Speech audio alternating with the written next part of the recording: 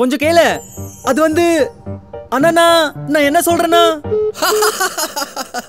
அது சீமா தானே. பாவம், ஏன் அவளை தொல்லை பண்ற? எல்லாம் உன் தப்பு தான். நான் என்ன பண்ண? நீ தானே சொன்ன ஃபியான்ஸ் ஆகிறதுக்கு முதல்ல ஃபைனான்ஷியல் ரெஸ்பான்சிபிலிட்டி எடுத்துக்க கத்துக்க. Learning to plan a finance is a must. கொஞ்சம் மார்க்கெட்டை ஸ்டடி பண்ணு. அப்ப இதெல்லாம் ஏன் தப்பா? இல்லைன்னா என்ன, ஃபைனான்ஸை புரிஞ்சுக்கிறதுல சீமா அம்மாவோட பர்த்டேவை மறந்துட்டேன். நான் உன்னை புரிஞ்சிக்க சொன்னேன், அதுல பிஹெச்டி பண்ண சொல்ல. But bro, there is so much to learn.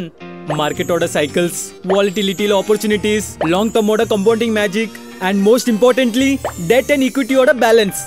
Bro, என்ன மாதிரி ஓவர் திங்கருக்கு இது ரொம்பவே ஸ்ட்ரெஸ்ஃபுல் பா. இப்போ உனக்கு என்னதான் வேணும்? சிம்பிள் பா, இதுதான்.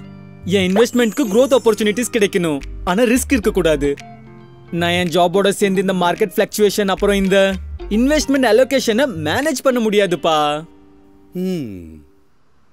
உனக்காக பேலன்ஸ் அட்வான்டேஜ் ஃபண்ட்ஸ் பர்ஃபெக்ட்டா இருக்கும். Balanced advantage funds? Balance advantage funds எந்த மாதிரி ஒரு ஃபண்டுனா, இது ஈக்விட்டி அண்ட் டெப்ட் ரெண்டுலயும் உங்களுக்கு எக்ஸ்போசர் கொடுக்கும். இது ஏதோ ஒரு பிக்ஸ்டு இல்ல, ஆனா ஒரு டைனமிக் ஆசெட் அலோகேஷன் மாடல். இங்க market research, conditions, inside and trends மூலமா உங்க இன்வெஸ்ட்மெண்ட் ஆப்டிமைஸ் செய்யப்படுது.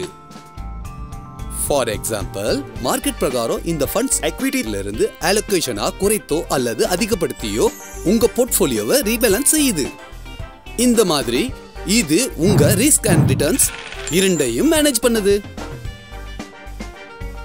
திஸ் இஸ் அமேசிங் பா.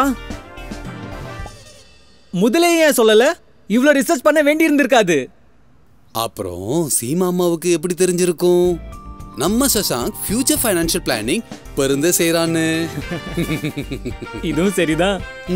ஒருவேளை சீமாவோட மூடோட வாலட்டிலிட்டியை மேனேஜ் பண்ணவும் ஏதாவது மாடல் இருந்திருக்கணும். இதுவும் சரிதான். மியூச்சுவல் ஃபண்ட் முதலீடு சந்தை அபாயங்களுக்கு உட்பட்டது. திட்டம் சார்ந்த ஆவணங்களை கவனமாக படிக்கவும்.